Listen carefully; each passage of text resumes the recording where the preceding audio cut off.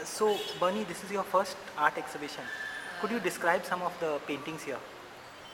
yes, this is my first art exhibition, and my paintings are all on events and experiences that I have been through personally. Like Yeah, nothing is purely from my imagination, but yeah. it's like what I have been through. So in that sense, Like everything is a recollection of what I have been through or experienced in the past. some are from your village, like Sanstevang, there's the procession of people in front of the village church. But some of them are from a reality which is very far removed from the, Catholic Goan middle class milieu of which we have been part of. Yes, Why? it's some of the paintings are my personal experiences, as I said, of Yeah, things that we did in our childhood. And we grew up in a very Christian kind of environment. My village, yeah, Santistima, we were like 90% Christians, and the rest of the community were Hindus. But as I grew up, I went to college and I started doing research, writing, and I came across other communities, and especially the eastern part of Goa, where we hardly saw it, and it's very different. So I have tried to capture even those moments. yeah, For instance, some of the paintings are on the Gauli tribe of Goa, the yeah. pastoral tribe. Now these are people who have lived in such isolation that it's like they're so near yet so far away. They could have been in the 16th century, for Yes, they example. could have been in the 16th century also. So I thought, like, I've seen these things which other people hardly get a chance to see. Like I asked some youngsters, people at Miramar, I said, have you seen a Gauli? And they said, Gauli? Who is a Gauli? So like some people in Goa have not even heard the word of Gauli, or they've never seen a Gauli. Even on television, they've never seen a So Gauli. your sociology obviously influences your art a lot. Yes, it has. So I think like both these things like grew up in Yeah, me side by side. I was always interested in what people do and why do they do yeah, it. And also I liked to paint, and yeah, especially people, figures, people yeah. in some form of activity. So there are a lot of people in your paintings. Like apart from the goalies, who else are there? Like I've tried to capture the whole crowd and the animated crowd that comes together during a celebration. For example, the Umbrella Festival, Sotrio, Yeah, which takes place only in one village in South Goa, and that's in Kumpoli. yeah. So I try to capture events like these because I know that okay, there are so many people that come there, Yeah. and I like to basically draw and color. But many of these are from a fast changing Goa. Things that may vanish and some have probably already vanished. Like the salt pans, there may not be so many workers visible nowadays. Yes. Yeah, that's true. So what I thought was even in my own village, I've seen some houses Yeah, disappearing because the old houses are pulled down and new houses come in yeah, that place. So in the same way, I thought, my goodness, I've seen so many things in my childhood which I yeah, don't see today. And the next generation, like our children will probably never see them. yeah. But I thought like as long as they are in my memory, and I have the passion to put them on canvas, I Yeah. thought I should do it, and that's what I have done. This kind of thing where villagers gather leaves and put it in this zablo or net called a zablo for use, as fuel. It's shrinking in that sense. Yes, it is shrinking, and also Yeah, these the net bags, we don't see them anymore yeah, because everybody now uses gas or electricity for cooking. So these kind of practices are also dying away, where you yeah, took the leaves, and it was like a form of recycling also, because all the ash that we used, yeah, that came out of the burning was used back for the fields, for the paddy fields, yeah. or it went back to the plants in the yard, in the backyard, or something like that. So it was a lifestyle where I felt very deeply about it, and so I thought like at least on canvas I should capture those days and those moments that I did. How do you paint exactly? Are these from photographs or are they from memory? No, none of them are from photographs, or I haven't even gone to the field and Yeah, sat with an easel and drawn. I see the things, I participate, I interact, and I think I just have it in my mind. Before I paint a picture, I just know what I want to do and so where I it's a want to place the photographic memory people. of sorts. Perhaps, but I just know what I want to do and I do it that way. So Yeah, it's like, it's not exactly how it was, but more or less yeah, I imagine what it was like because I've been through it, yeah. I've seen it. I'm personally always apologetic of the fact that sometimes my photographs are better than the real thing. In the sense that we are choosing a cleaner part of Yeah. Panjin, or a more colorful part. Yeah. Do you feel that you are also subconsciously guilty of that?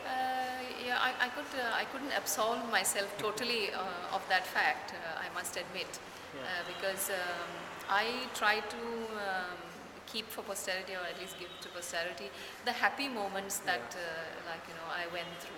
So And it's not that the past is always nicer than the yes, present. I suppose that way. And okay, the things sometimes some sad events or bitter events, like you don't want to harbor them in yourself. You just want to live with the happy memories. So it's something like that That's with me. That the nice or the happy moments that we had. This scene of women bathing in the river, I mean, I had it at my subconscious, but it didn't strike me so obviously till I saw it in your painting. You mean that toplessness among a certain section of the village women?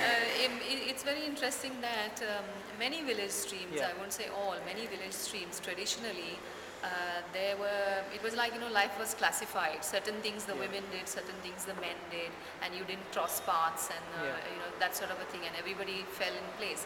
So in the morning half, like till midday, it was the time, it was generally understood that that's the time for the women. They finish their cooking, they come to wash clothes, and they bathe over there. So the men wouldn't come there. I see. Like there was no rule as such, but it was like just something Unwritten that rule, evolved perhaps. And then in the evening, the men came back from work, and as the night fell, like it was the men's time to go to the stream and take their bath, and the women would not I go see. over there.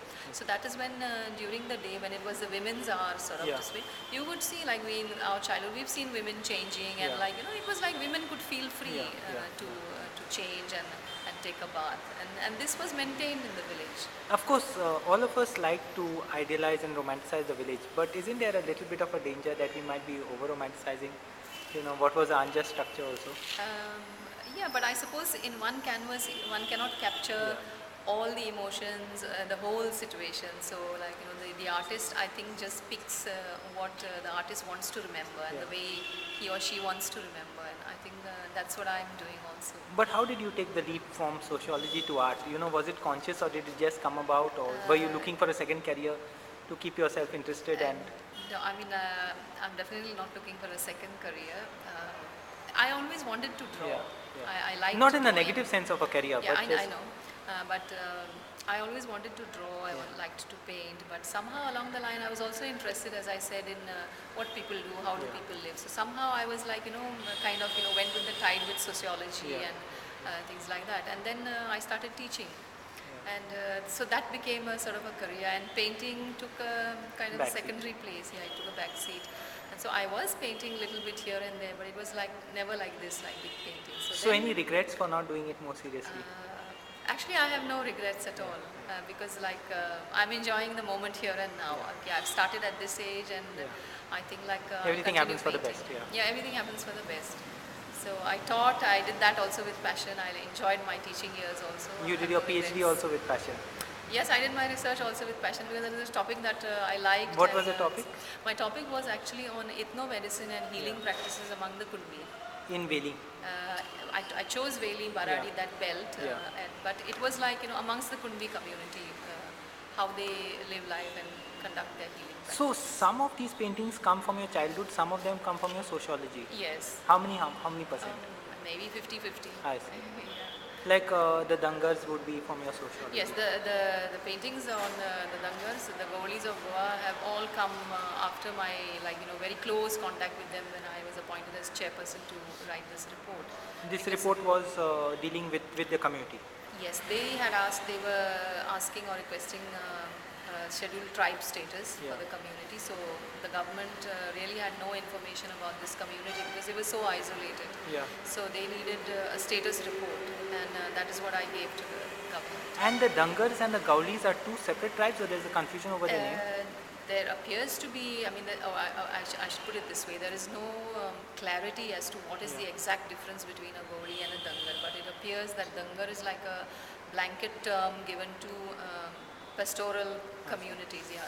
So like Gauli appears to be like one of the communities, one of a sub-community within the larger Dangars. But often I have found that people have used the term interchangeably. And in Goa, the name traditionally was the Gauli. Even Portuguese literature has the word mostly as Gauli. So, eventually. since we are keeping shifting so much from art to sociology and back to art, what has been the response to your paintings so far? So far, people have said that they liked it, and most of the people have said that they have been transported to their own I childhoods. see. So I think that is what has touched many people also, the fact that it suddenly brings back memories of their own childhood days to them. So from here, where next? Some postcards, some books? I don't know really from here where next, but all I know is that next I'm going to start painting again and again and again. Thank you and all the best. Welcome.